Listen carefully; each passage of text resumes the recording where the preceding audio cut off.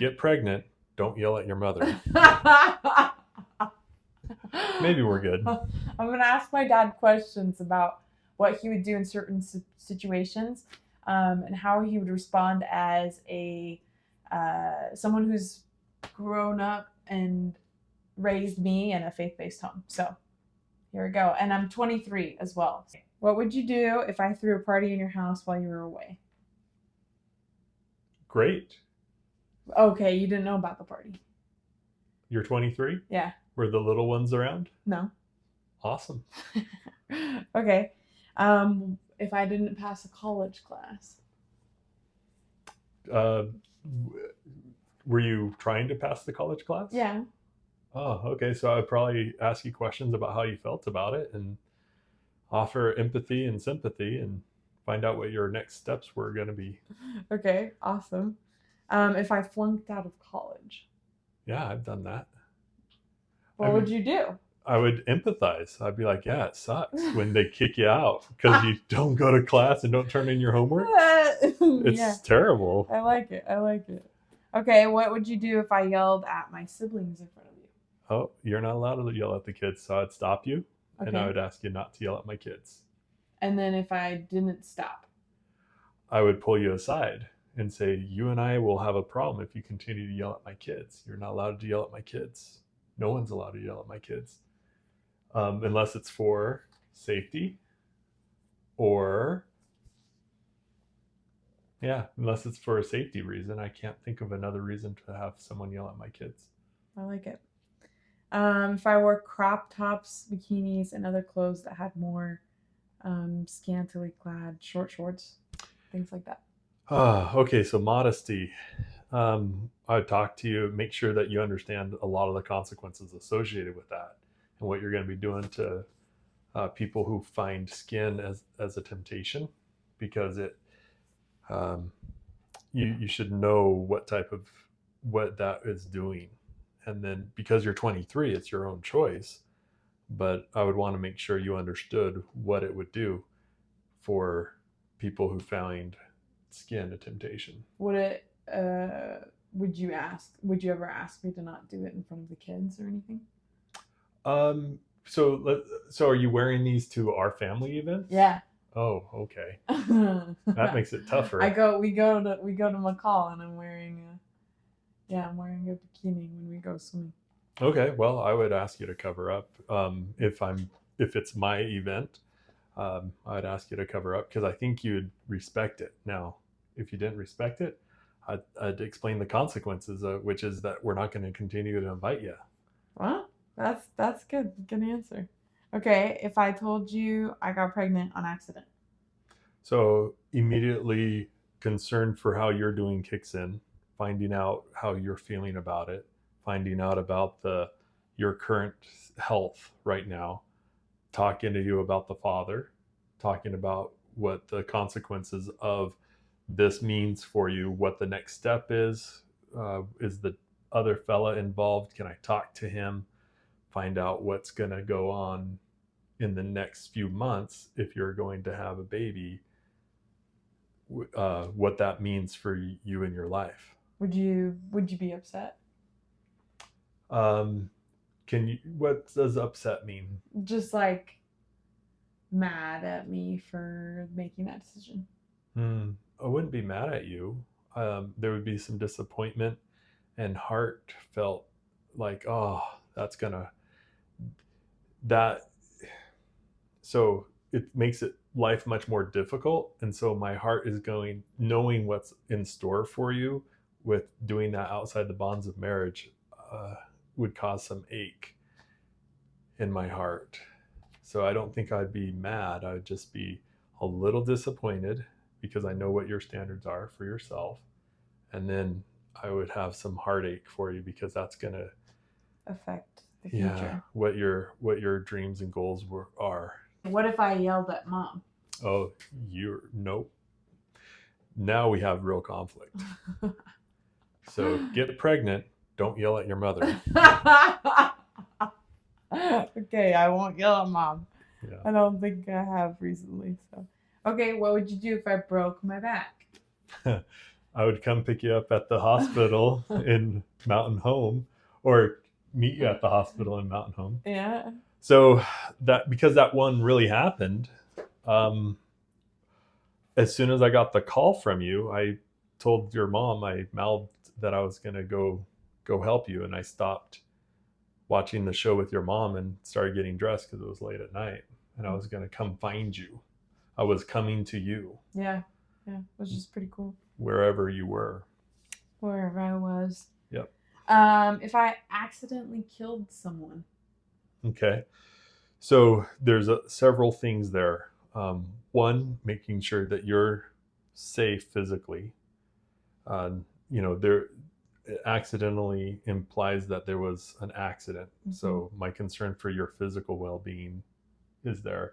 Then talking about your mental state at that time, and then preparing to deal with the consequences of being involved in someone else's loss of life, and making sure that you knew that I was going to be there for the next number of years to help you deal with the consequences. I like it. That one's a little bit of a hard one to think about, because it's like, wow, but then you think about it and people deal with those things all the time. Yep. You get in an accident and someone loses their life, then you're going to have to deal with those consequences. So. Yeah. Okay, crashed your car. Same way I handled it when you crashed our car. Kind of, that's why we have insurance. The whole idea is that accidents happen. Were you doing something irresponsible? Were you going, what can you, the next steps are, okay, are you okay physically? Are you okay mentally? Now deal with the consequences, and I could care less about the car. You're so prepared with answers. Well, it helps that you're asking questions that have happened. Oh, okay, yeah, but like some of these, they haven't happened technically. So. All right. Okay, if I asked you to bail me out for like shoplifting or stealing, probably wouldn't do it. You wouldn't do it?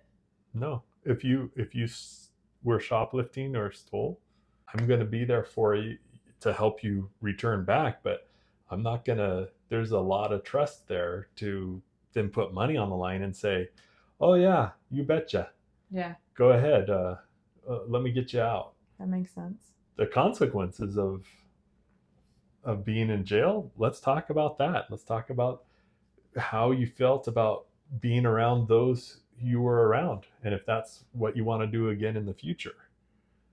But I don't think I would bail you out. Would I pick you up? Oh yeah, you bet. I'll give you a ride home from wherever. Cool. All right. If I asked you for $2,000 to borrow. Okay. Yeah, I'll get you $2,000 to borrow. Okay. If you found out I'd been doing drugs. So there's a lot of empathy that for the reasons leading up to doing drugs. So there's going to be some kindness there as you, how did I find out? Was it because you killed someone, or is it because you came to me and said, Dad, I have a drug issue? So probably, hopefully the latter. Yeah. So you come and you say, Dad, I have a drug issue. I'm going to be thanking you for coming and talking to me, and assume that you're wanting help in breaking that habit and that addiction. And that takes some bravery. That takes some guts. So you're going to have a pretty proud papa for that turning of your life around. That's cool. That's cool. If you found, so let's say if I wasn't trying to go off of drugs, you just found a joint in your house and it was mine. Okay. So a joint, yeah. So marijuana, so illegal, Idaho. More recreational. And yep. So that I'm going to talk to you about being in our home and what that means. And so I would give you your joint back, which will freak your mom out. I'd be like, hey, I found this. Does this belong to you? You'd be like, yeah. And I'd hand it to you. And then I'd say, now let's talk about what this means. Oh, that's great. Okay. Yeah. All right. If I took or stole stuff from you. Okay. So, maliciously, or that you just, Non-maliciously. Let's just take like that first, and then we'll okay. go into the more malicious stuff. So, like a phone charger Yeah.